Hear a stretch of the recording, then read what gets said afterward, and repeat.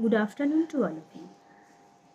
যখন কোনো ক্রাইসিস বা আনপ্লিজেন্ট রিয়ালিটি আমাদের সামনে এসে যায়, আমাদের চারিপাশের প্রত্যেকেই রিলেটেড আনপ্লিজেন্ট রিয়ালিটি নিয়ে এক্সেসিভ থট ক্রিয়েট করতে থাকি।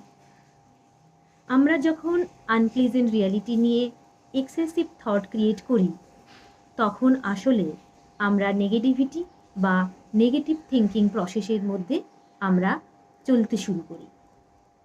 আমাদের negative thinking that unpleasant reality will get magnified. তাই কোনো আনপ্লেজেন্ট রিয়ালিটি থেকে নিজেদেরকে ওভারকাম করতে হলে আমরা সামনের দিনগুলোকে ঠিক যেভাবে পেতে চাই সেই রিলেটেড থট ক্রিয়েট করতে হয়, rather than negativity regarding unpleasant reality. Thank you.